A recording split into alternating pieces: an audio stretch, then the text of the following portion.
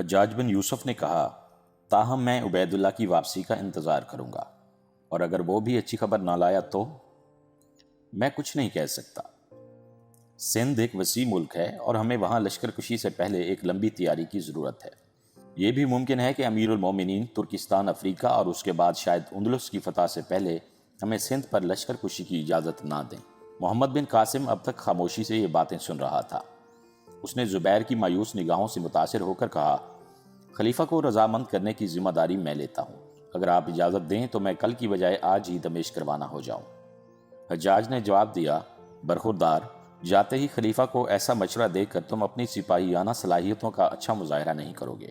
تمہاری غیرت اور شجاعت میں کلام نہیں، لیکن دشمنوں کے قلعے خالی تدبیروں سے فتح نہیں ہوتے۔ اس مہم کے لیے بہت سے سپاہیوں کی ضرورت ہوگی، اور عراق، عرب اور شام کے کسی مستقر میں ہمارے پاس زائد افواج نہیں۔ محمد بن قاسم نے جواب دیا، میں مسلمانوں کی غیرت سے مایوس نہیں۔ ایسی خبر ان لوگوں کو بھی متاثر کر سکتی ہے جنہیں آرام کی زندگی جذبہ جہاد سے محروم کر چکی ہے۔ ممکن ہے کہ آپ اپنی عمر کے لوگوں سے مایوس ہوں، لیکن میں نوجوانوں سے مایوس نہیں۔ وہ نوجوان جو آپ اور خلیفہ سے اختلاف کے باعث ترکستان اور افریقہ جا کر لڑنا پسند نہیں کرتے، مسلمان بچوں پر سندھ کے راجہ کے مظالم کی داستان سن کر یقیناً متاثر ہوں گے۔ ہزاروں نوجوان ایسے ہیں جن کی حمیت ابھی تک فنا نہیں ہوئی۔ وہ مسلمان جن سے آپ مایوس ہیں، مرے نہیں، سو رہے ہیں، اور قوم کے یتیم بچوں کی فریاد یقیناً ان کے لیے سور اسرافیل ثابت ہوگی۔ حجاج بن یوسف گہری سوچ میں پڑ گیا۔ زبیر نے موقع دیکھ کر ایک سفید رومال جس پر ناہید کی تحریر تھی اپنی جیب سے نکال کر اسے پیش کیا اور کہا، آپ کے نام یہ مکتوب ابو الحسن کی لڑکی نے اپنے خون سے لکھا تھا اور مجھ سے کہا تھا کہ اگر حجاج بن یوسف کا خون منجمد ہو چکا ہو تو میرا یہ خط پیش کر دینا، ورنہ اس کی ضرورت نہیں۔ حجاج بن یوسف رومال پر خون سے لکھی ہوئی تحریر کی چند سطور پڑھ کر کپ کپا اٹھا، اور اس کی آنکھوں کے شعلے پانی میں تبدیل ہونے لگے۔ اس نے رومال محمد بن قاسم کے ہاتھ میں دے دیا اور خود دیوار کے پاس جا کر ہندوستان کا نقشہ دیکھنے لگا۔ محمد بن قاسم نے شروع سے لے کر آخر تک یہ مکتوب پڑھا۔ مکتوب کے الفاظ یہ تھے، مجھے یقین ہے کہ والی بصرہ قاصد کی زبانی مسلمان بچوں اور عورتوں کا حال سن کر اپنی فوج کے غیور سپاہیوں کو گھوڑوں پر زینے ڈالنے کا حکم دے چکا ہوگا، اور قاصد کو میرا یہ خط دکھانے کی ضرورت پیش نہیں آئے گی۔ اگر حجاج بن یوسف کا خون منجمد ہو چکا ہے تو شاید میری تحریر بھی بے سود ثابت ہو۔ میں ابو الحسن کی بیٹی ہوں، میں اور میرا بھائی ابھی تک دشمن کی دسترس سے محفوظ ہیں، لیکن ہمارے ساتھی ایک ایسے دشمن کی قید میں ہیں جن کے دل میں رحم کے لیے کوئی جگہ نہیں۔ قید خانے کی اس تاریک کوٹڑی کا تصور کیجئے جس کے اندر اسیروں کے کان مجاہدین اسلام کے گھوڑوں کی ٹاپوں کی آواز سننے کے لیے بے قرار ہیں۔ یہ ایک معجزہ تھا کہ میں اور میرا بھائی دشمن کی قید سے بچ گئے تھے، لیکن ہماری تلاش جاری ہے، اور ممکن ہے کہ ہمیں بھی کسی تاریک کوٹڑی میں پھینک دیا جائے۔ ممکن ہے کہ اس سے پہلے ہی میرا زخم مجھے موت کی نیند سلا دے اور میں عبرتناک انجام سے بچ جاؤں، لیکن مرتے وقت مجھے یہ افسوس ہوگا کہ وہ سوار رفتار گھوڑے جن کے سوار ترکستان اور افریقہ کے دروازے کھٹکھٹا رہے ہیں، اپنی قوم کے یتیم اور بے بس بچوں کی مدد کو نہ پہنچ سکے۔ کیا یہ ممکن ہے کہ وہ تلوار جو روم و ایران کے مغرور تاجداروں کے سر پر سائقہ بن کر کوندی، سندھ کے مغرور راجہ کے سامنے کند ثابت ہوگی؟ میں موت سے نہیں ڈرتی، لیکن اے حجاج، اگر تم زندہ ہو تو اپنی غیور قوم کے یتیموں اور بیواؤں کی مدد کو پہنچو۔ ناہید، ایک غیور قوم کی بے بس بیٹی۔ محمد بن قاسم نے رومال لپیٹ کر زبیر کے حوالے کیا اور حجاج بن یوسف کی طرف دیکھنے لگا۔ وہ گرد و پیش سے بے خبر سا ہو کر نقشے کی طرف دیکھ رہا تھا۔ محمد بن قاسم نے پوچھا، آپ نے کیا فیصلہ کیا؟ حجاج بن یوسف نے خنجر نکالا اور اس کی نوک سندھ کے نقشے میں پیوست کرتے ہوئے جواب دیا، میں سندھ کے خلاف اعلان جہاد کرتا ہوں۔ محمد، تم آج ہی دمشق روانہ ہو جاؤ، زبیر کو بھی ساتھ لے جاؤ، یہ مکتوب بھی امیر المومنین کو دکھا دینا، جتنی فوج دمشق سے فراہم ہو لے کر یہاں پہنچ جاؤ۔ میرا خط بھی امیر المومنین کے پاس لے جاؤ، واپس آنے میں دیر نہ کرنا۔ ہاں، اگر امیر المومنین متاثر نہ ہوں تو دمشق کی رائے عامہ کو اپنا ہمنوا بنانے کی کوشش کرنا، اور مجھے یقین ہے کہ امیر المومنین عوام میں زندگی کے آثار دیکھ کر سندھ کے خلاف اعلان جہاد میں پشو پیش نہیں کریں گے۔ میں تمہیں ایک بہت بڑی ذمہ داری سونپ رہا ہوں، اور دمشق سے واپس آنے پر شاید تمہیں اس سے کہیں زیادہ اہم ذمہ داری سونپ دی جائے۔ میرا خط دکھانے پر تمہیں راستے کی ہر چوکی سے تازہ دم گھوڑے مل جائیں گے۔ اب جا کر تیار ہو آؤ، اتنی دیر میں خط لکھتا ہوں، اور زبیر تم بھی تیار ہو جاؤ۔ حجاج بن یوسف نے تالی بجائی اور ایک حبشی غلام بھاگتا ہوا اندر داخل ہوا۔ حجاج بن یوسف نے کہا، انہیں مہمان خانے میں لے جاؤ، کھانا کھلانے کے بعد ان کے کپڑے تبدیل کراؤ اور ان کے سفر کے لیے 2 بہترین گھوڑے تیار کرو۔ چند دنوں کی یلغار کے بعد محمد بن قاسم اور زبیر ایک صبح دمشق سے چند کوس کے فاصلے پر ایک چھوٹی سی بستی سے باہر فوجی چوکی پر اترے۔ محمد بن قاسم نے چوکی کے افسر کو حجاج بن یوسف کا خط دکھایا اور تازہ دم گھوڑے تیار کرنے اور کھانا لانے کا حکم دیا۔ افسر نے جواب دیا، کھانا حاضر ہے، لیکن آج گھوڑے شاید آپ کو نہ مل سکیں، ہمارے پاس اس وقت صرف 5 گھوڑے ہیں۔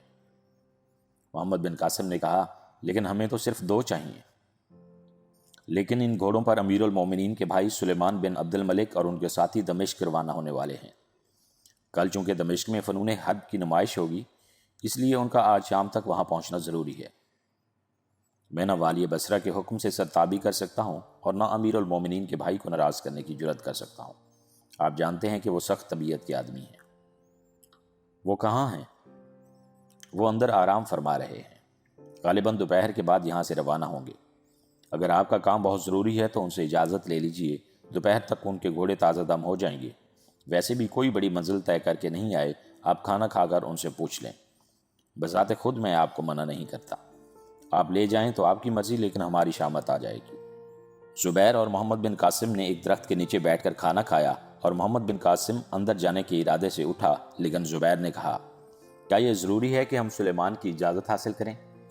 یہ گھوڑے صرف فوجی ضروریات کے لیے یہاں رکھے گئے ہیں اور سلیمان سیر و تفریح کے لیے دمشق جا رہا ہے، اسے فوجی معاملات میں رکاوٹ پیدا کرنے کا حق نہیں دیا جا سکتا۔ گھوڑے استبل میں تیار کھڑے ہیں، شہزادہ سلیمان دوپہر تک آرام فرمائے گا، اس کے بعد کچھ دیر آئینہ سامنے رکھ کر اپنے خادموں سے اپنی خوبصورتی کی تعریف سنے گا، اس کے بعد اپنے اشعار کی داد لے گا اور پھر اپنی نیزہ بازی اور شاہ سواری کی تعریف سنے گا۔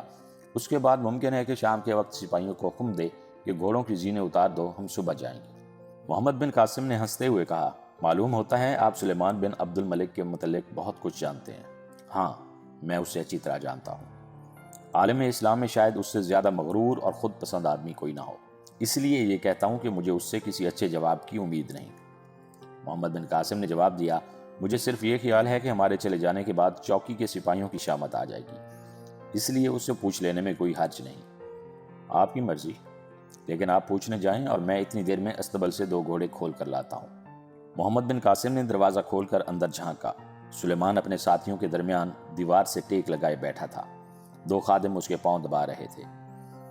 محمد بن قاسم السلام علیکم کہہ کر اندر داخل ہوا۔ سلیمان نے بے پرواہی سے اس کے سلام کا جواب دیتے ہوئے پوچھا، تم کون ہو؟ کیا چاہتے ہو؟ محمد بن قاسم نے اس کی ترش کلامی سے لاپرواہی ظاہر کرتے ہوئے کہا، معاف کیجیے، میں آپ کے آرام میں مخل ہوا۔ میں آپ کو یہ بتانے آیا تھا کہ میں دمشق میں ایک ضروری پیغام لے کر جا رہا ہوں۔ جاؤ، ہم نے کب روکا تمہیں؟ سلیمان کے ساتھیوں نے اس پر ایک کہکا لگایا، لیکن محمد بن قاسم نے اپنی سنجیدگی کو برقرار رکھتے ہوئے کہا، ہمارے گھوڑے بہت تھکے ہوئے ہیں اور میں اس چوکی سے 2 تازہ گھوڑے لے جا رہا ہوں۔ اس کے لیے مجھے آپ کی اجازت کی ضرورت تو نہ تھی، لیکن میں نے اس خیال سے آپ کی ملاقات ضروری سمجھی کہ آپ خواہ مخواہ چوکی کے سپاہیوں کو برا بھلا نہ کہیں۔ سلیمان نے ذرا اکڑ کر بیٹھتے ہوئے کہا، اگر تمہارے گھوڑے تھکے ہوئے ہیں تو تم پیدل جا سکتے ہو۔ محمد بن قاسم نے جواب دیا، ایک سپاہی کے لیے پیدل چلنا باعث عار نہیں، لیکن میں بہت جلد دمشق پہنچنا چاہتا ہوں۔ تو تم سپاہی ہو؟ تمہارے نیام میں لکڑی کی تلوار ہے یا لوہے کی؟ سلیمان کے ساتھیوں نے پھر ایک کہکا لگایا۔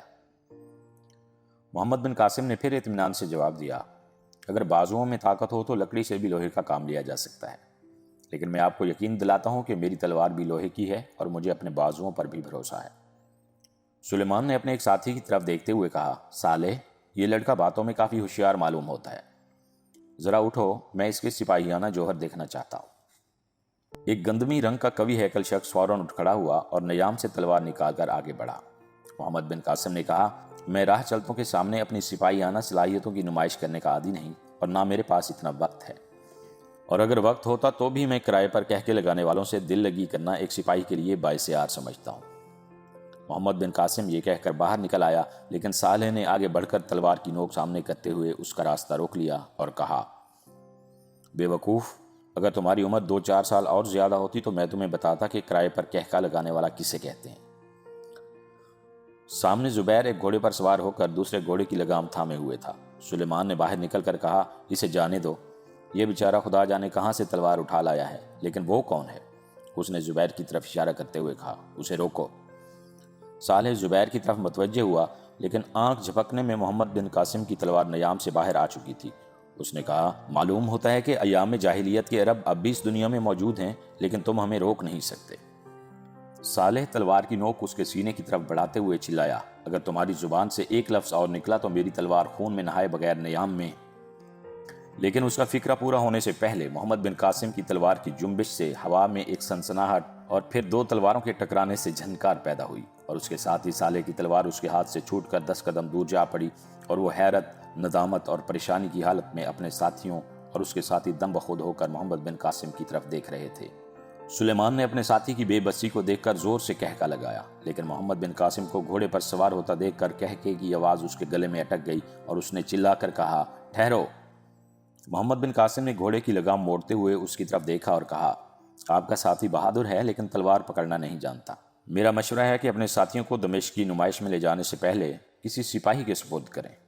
یہ کہہ کر محمد بن قاسم نے اپنے گھوڑے کو ایڑ لگا دی اور دونوں آن کی آن میں درختوں کے پیچھے غائب ہو گئے۔ صالح غصے سے اپنے ہونٹ کاٹتا ہوا استبل کی طرف بھاگا۔ سلیمان نے کہا، بس اب رہنے دو، تم ان کا کچھ نہیں بگاڑ سکتے۔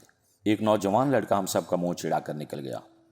راستے میں زبیر نے محمد بن قاسم سے کہا، دیکھ لیا شہزادہ سلیمان کو؟ میں آپ کو یہ بھی بتا دوں کہ وہ خلافت کا امیدوار بھی ہے۔ محمد بن قاسم نے کہا، خدا مسلمانوں کو شر سے بچائے۔ زبیر نے کہا، محمد، آج میں نے پہلی دفعہ تمہارے چہرے پر جلال دیکھا ہے۔ تلوار نکالتے وقت تم اپنی عمر سے کئی سال بڑے معلوم ہوتے تھے، اور جانتے ہو وہ شخص جسے تم نے مغلوب کیا ہے کون تھا؟ وہ صالح تھا۔ قریباً 1.5 سال ہوا میں نے اسے کوفہ میں دیکھا تھا۔ اسے تیغ زنی میں اپنے کمال پر ناز ہے، لیکن آج اس کا غرور اسے لے ڈوبا۔ دمشق کی جامع مسجد میں نماز عصر ادا کرنے کے بعد محمد بن قاسم اور زبیر قصر خلافت میں داخل ہوئے۔ خلیفہ ولید کے دربان نے ان کی آمد کی اطلاع پاتے ہی انہیں اندر بلا لیا۔ ولید بن عبد الملک نے یکے بعد دیگرے ان دونوں کو سر سے پاؤں تک دیکھا اور پوچھا، تم میں سے محمد بن قاسم کون ہے؟ محمد بن قاسم نے جواب دیا، میں ہوں۔ حاضرین دربار جن کی نگاہیں زبیر پر مرکوز ہو چکی تھیں، حیرت زدہ ہو کر محمد بن قاسم کی طرف متوجہ ہوئے، اور ان کی خاموش نگاہیں آپس میں سرگوشیاں کرنے لگیں۔ حجاج بن یوسف کے گزشتہ مکتوب سے ولید کو معلوم ہو چکا تھا کہ محمد بن قاسم بالکل نوجوان ہے، لیکن اس کے باوجود وہ بھی درباریوں کی طرح زبیر ہی کو حجاج بن یوسف کا ہونہار بھتیجا سمجھ رہا تھا، اور 16-17 سالہ نوجوان کو قتیبہ کے لشکر کے ہراول کا سالار اعلیٰ تسلیم کرنے کے لیے تیار نہ تھا۔ آنکھوں کے اشاروں کے ساتھ اہل دربار کی زبانیں بھی ہلنے لگیں، اور ولید نے اچانک یہ محسوس کرتے ہوئے کہ اس کے خاندان کے سب سے بڑے محسن حجاج بن یوسف کے متعلق کچھ کہا جا رہا ہے، مسند سے اٹھ کر محمد اور زبیر سے مصافحہ کیا اور انہیں اپنے قریب بٹھاتے ہوئے کہا، وہ مجاہد جس کے متعلق حجاج بن یوسف جیسا مردم شناس اور قتیبہ ابن مسلم جیسا سپہ سالار اس قدر بلند رائے رکھتے ہوں، میرے لیے یقیناً قابل احترام ہے۔ پھر اس نے محمد بن قاسم سے مخاطب ہو کر پوچھا، اور یہ تمہارا بڑا بھائی ہے؟ نہیں امیر المومنین، یہ زبیر ہے۔ ولید نے زبیر کی طرف غور سے دیکھتے ہوئے کہا، میں نے شاید پہلے بھی تمہیں دیکھا ہے، شاید تم سراندیب کے ایلچی کے ساتھ گئے تھے، تم کب آئے اور وہ بچے کہاں ہیں؟ خلیفہ کی طرح حاضرین دربار کی توجہ بھی زبیر پر مرکوز ہو گئی اور بعض نے اسے پہچان لیا۔ زبیر کا تذبذب دیکھ کر محمد بن قاسم نے جلدی سے حجاج بن یوسف کا خط پیش کرتے ہوئے کہا، امیر المومنین، ہم ایک نہایت ضروری پیغام لے کر آئے ہیں، آپ ملاحظہ فرمائیں۔ ولید نے خط کھول کر پڑھا اور کچھ دیر سوچنے کے بعد حاضرین دربار سے مخاطب ہو کر کہا، سندھ کے راجہ نے ہمارا جہاز لوٹ لیا ہے، سراندیب سے آنے والی بیواؤں اور یتیم بچوں کو قید کر لیا ہے۔ زبیر، تم اپنی سرگزشت خود سناؤ۔ زبیر نے شروع سے لے کر آخر تک تمام واقعات بیان کیے، لیکن دربار میں جوش و خروش کی بجائے مایوسی کے آثار پا کر اختتام پر اس کی آواز بیٹھ گئی، اور اس نے جیب سے رومال نکال کر خلیفہ کو پیش کرتے ہوئے کہا، ابو الحسن کی بیٹی نے یہ خط والی بصرہ کے نام لکھا تھا۔ حجاج بن یوسف کی طرح ولید بھی یہ خط پڑھ کر بے حد متاثر ہوا۔ اس نے اہل دربار کو سنانے کے لیے خط کو دوسری بار بلند آواز میں پڑھنے کی کوشش کی، لیکن چند فقرے پڑھنے کے بعد اس کی آواز رک گئی۔ اس نے مکتوب محمد بن قاسم کے ہاتھ میں دیتے ہوئے کہا، تم پڑھ کر سنا دو۔ محمد بن قاسم نے سارا خط پڑھ کر سنایا۔ مجلس کا رنگ بدل چکا تھا۔ حاضرین میں سے اکثر کے چہرے یہ ظاہر کر رہے تھے کہ جذبات کا طوفان عقل کی مصلحتوں کو مغلوب کر چکا ہے، لیکن ولید کو خاموش دیکھ کر سب کی زبانیں گونگ تھیں۔ شہر کا عمر رسیدہ قاضی دیر تک اس خاموشی کو برداشت نہ کر سکا۔ اس نے کہا، امیر المومنین، اب آپ کو کس بات کا انتظار ہے؟ یہ سوچنے کا موقع نہیں، پانی سر سے گزر چکا ہے۔ ولید نے پوچھا، آپ کی رائے ہے؟ قاضی نے جواب دیا، امیر المومنین، فرض کے معاملے میں رائے سے کام نہیں لیا جاتا۔ رائے صرف اس وقت کام دے سکتی ہے جب سامنے دو راستے ہوں، لیکن ہمارے سامنے صرف ایک ہی راستہ ہے۔ ولید نے کہا، میں اب سب کی رائے پوچھتا ہوں۔ ایک عہدیدار نے کہا، ہم میں سے کوئی بھی الٹے پاؤں چلنا نہیں جانتا۔ ولید نے کہا، لیکن ہمارے پاس افواج کہاں ہیں؟ موسیٰ کا پیغام آ چکا ہے کہ وہ اندلس پر حملہ کرنا چاہتا ہے۔ دوسری طرف ترکستان میں عراق کی تمام افواج کو قتیبہ اپنے لیے کافی نہیں سمجھتا۔ ہمیں نیا محاذ کھولنے کے لیے یا تو ان میں سے ایک محاذ کو کمزور کرنا پڑے گا یا اور کچھ مدت انتظار کرنا پڑے گا۔ قاضی نے جواب دیا، امیر المومنین، یہ خط سننے کے بعد ہم میں سے کوئی ایسا نہیں جو انتظار کا مشورہ دے۔ اگر آپ یہ معاملہ عوام کے سامنے پیش کریں تو مجھے امید ہے کہ سندھ کی مہم کے لیے ترکستان یا افریقہ سے افواج منگوانے کی ضرورت پیش نہ آئے گی۔ ولید نے کہا، اگر آپ عوام کو جہاد کے لیے آمادہ کرنے کی ذمہ داری لینے کے لیے تیار ہیں تو میں ابھی اعلان جہاد کرنے کے لیے تیار ہوں۔ قاضی متذبذب سا ہو کر اپنے ساتھیوں کی طرف دیکھنے لگا۔ ولید نے کہا، میں عوام سے مایوس نہیں، مجھے صرف یہ شکایت ہے کہ ہمارا اہل رائے طبقہ خود غرض اور خود پسند ہو چکا ہے۔ آپ جانتے ہیں، جب موسیٰ بن نصیر نے افریقہ میں پیش قدمی کی تھی تو اونچے طبقے کے کئی آدمیوں نے ہماری مخالفت کی تھی۔ جب قتیبہ نے مرو پر حملہ کیا تھا تو میرے اپنے ہی بھائی سلیمان نے مخالفت کی تھی۔ یہ ہماری اور بدقسمتی ہے کہ بااثر طبقے میں جو لوگ کچھ مخلص ہیں وہ کاہل اور تن آسان ہیں، اور گھروں میں بیٹھے روئے زمین پر غلبہ اسلام کے لیے اپنی نیک دعاؤں کو کافی سمجھتے ہیں۔ اگر آپ سب عوام تک پہنچنے کی کوشش کریں تو چند دنوں میں ایک ایسی فوج تیار ہو سکتی ہے جو نہ صرف سندھ بلکہ تمام دنیا کی تسخیر کے لیے کافی ہو۔ لیکن برا نہ مانیں، اب تھوڑی دیر کے لیے متاثر ہوئے ہیں اور 1 یا 2 دن عوام کو بلکہ اپنے جیسے اونچے طبقوں کے بے عمل لوگوں کو یہ خبر سنانے میں ایک لذت محسوس کریں گے۔ سندھ کے ظالم راجہ کو برا بھلا کہیں گے اور اس کے بعد بنی اسرائیل کی طرح دنیا اور عاقبت کا بوجھ خدا کے سر تھوپ کر آرام سے بیٹھ جائیں گے۔ لیکن اگر آپ ہمت کریں تو میں آپ کو یقین دلاتا ہوں کہ عامت المسلمین ابھی تک زندہ ہیں۔ اگر آپ اونچے طبقے کی تفریحی مجالس کی بجائے دمشق کے ہر گھر میں جانا، عوام میں بیٹھنا اور ان سے باتیں کرنا گوارا کریں تو سندھ کے اسیر جو قید خانے کی دیواروں سے کان لگائے کھڑے ہیں بہت جلد ہمارے گھوڑوں کی ٹاپ سن سکیں گے، اور خدا اس لڑکی کو زندگی اور صحت دے، وہ اپنی آنکھوں سے دیکھے کہ ہماری تلواریں کند نہیں ہوئیں۔ محمد بن قاسم نے کہا، اگر امیر المومنین مجھے اجازت دیں تو میں یہ ذمہ داری لینے کے لیے تیار ہوں۔ ولید نے کہا، تمہیں میری اجازت کی ضرورت نہیں۔ محمد بن قاسم کے جانے کے بعد دربار کے ہر عہدیدار نے ولید کو نئی فوج بھرتی کرنے کا یقین دلایا اور یہ مجلس برخاست ہوئی۔